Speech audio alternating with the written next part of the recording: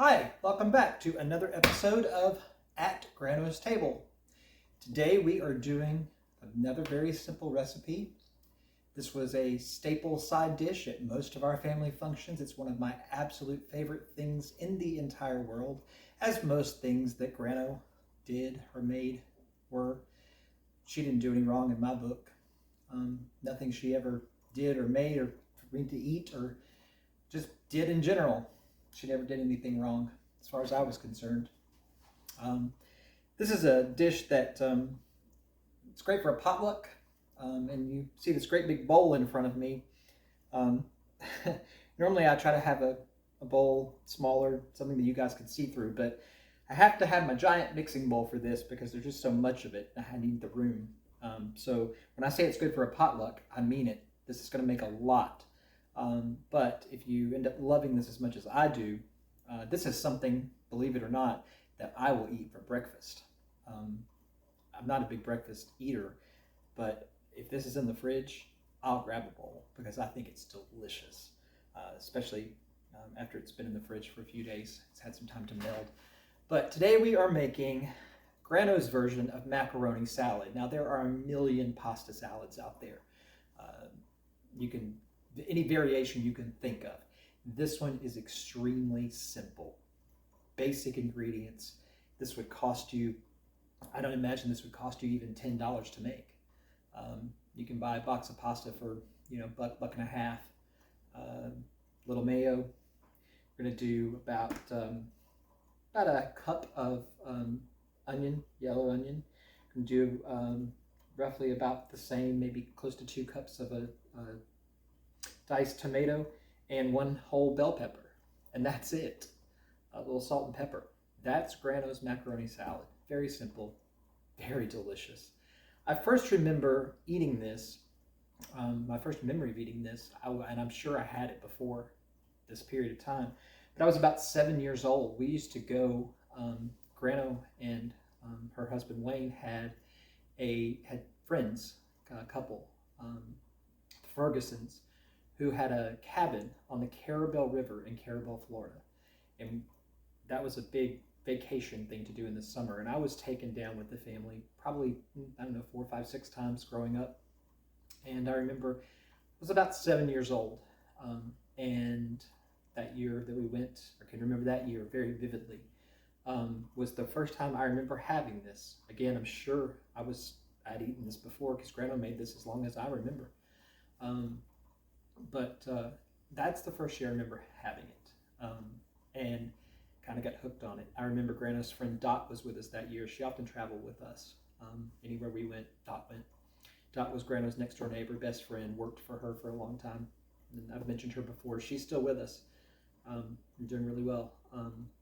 However, I just remember Dot in the kitchen slicing up an onion, dicing up an onion. It was the first time I'd ever seen anybody cross-cut an onion. Slice it one way and turn it and slice it another way. And then she did it in her hand. She cut off the top. And I remember watching Dot do that. It impressed me. I thought that was magical. So anyway, but that's, again, the first time I remember anybody making macaroni salad, and the first time I remember tasting it. And I fell in love. And I make this in the summer a lot. It's so easy, it's simple, goes in the fridge. And again, you could take this to any gathering. You can do anything you want with this. You can change it up. If you don't like onions, you don't have to put onions in there. Sometimes Grano used to have to make things 2 different ways for a certain member of our family who will not be named. She has a birthday coming up, so I'm being nice, but she doesn't eat onions. So sometimes Grano would make 2 of something that she was making and leave the onions out. I don't know why she doesn't like onions. It's weird to me. She will eat the outside of an onion ring, the breading, but not the onion itself. Go figure. We've never figured her out. She's weird. Anyway, so we're going to get started. This is really, really simple. So what I did was I have a pound or box, 16-ounce box, a pound of elbow macaroni. I use elbows. You could use what you want. Grano always used elbows, and I prefer it in this recipe. So I boiled that basically 10 minutes in really salted water. And then I take a sheet tray, just a half sheet tray, a cookie sheet, and I put some parchment on that, and I just drain the pasta. I don't rinse it because I want some of the starch. I want that to be kind of sticky. I mean, it's sticky, but you can still pull it apart.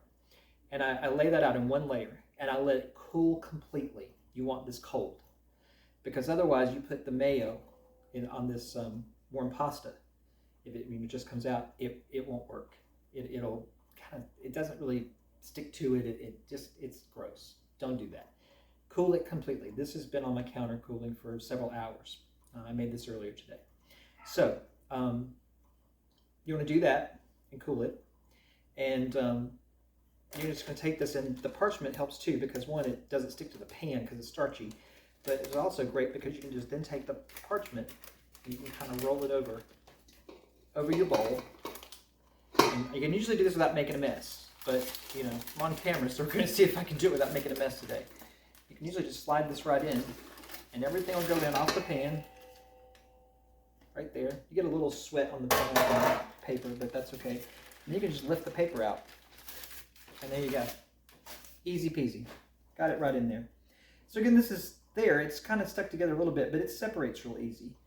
I usually just take my spatula, or whatever I'm using to stir with, what I'm going to stir it up with, and I do kind of move it around. This is not mushy.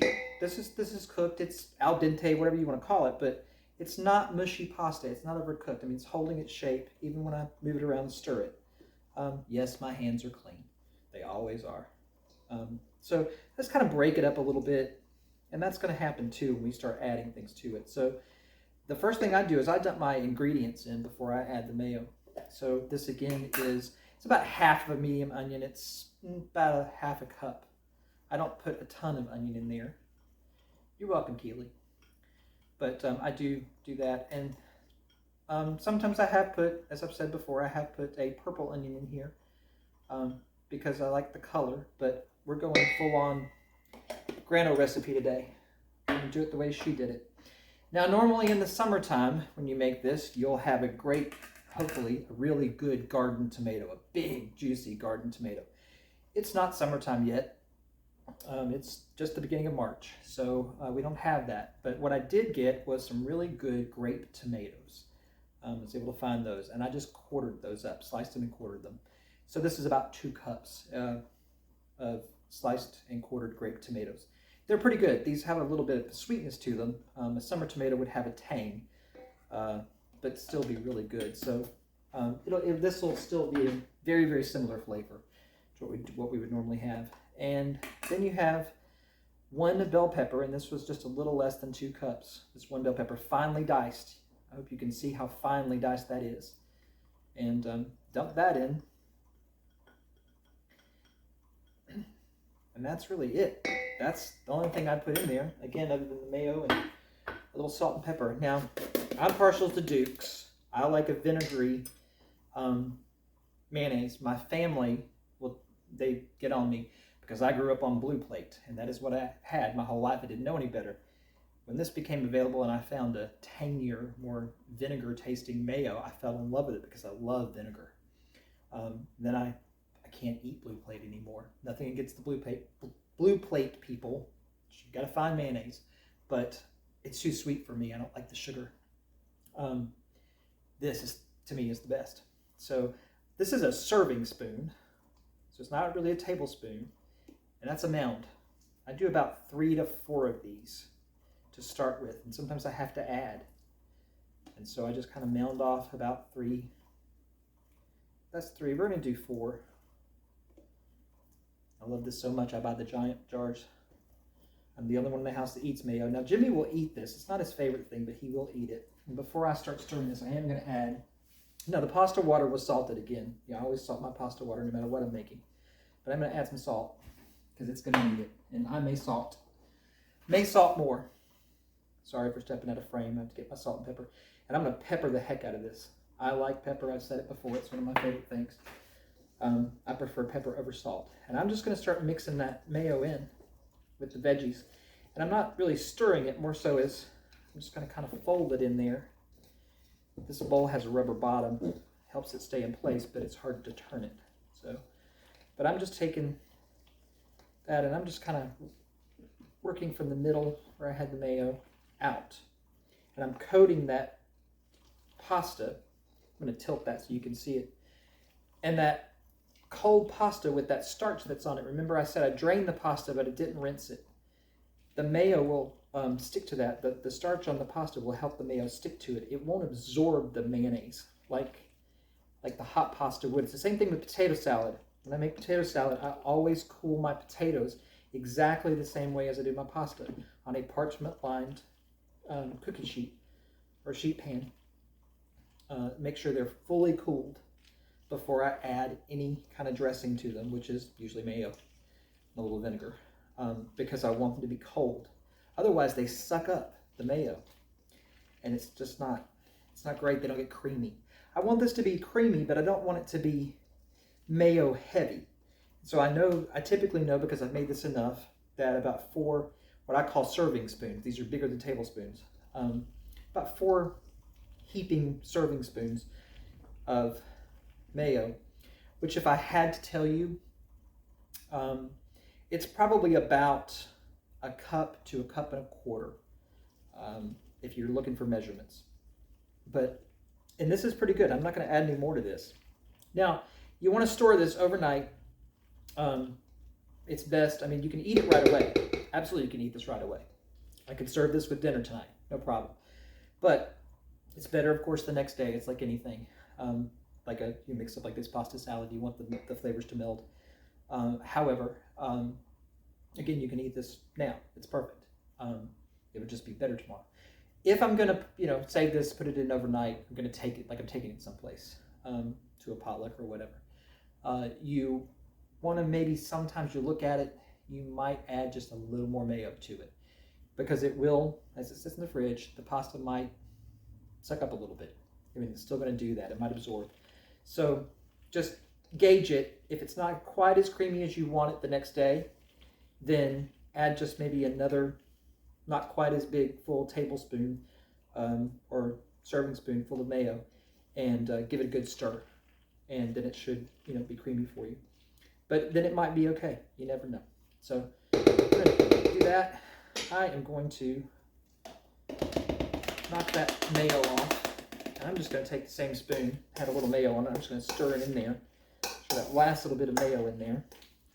And I'm going to check this for seasoning. Make sure there's enough salt and pepper. I already think it needs more pepper. In fact, I'm going to put more in there. Now, I add a little more pepper than Grano did. I like the pepper in it.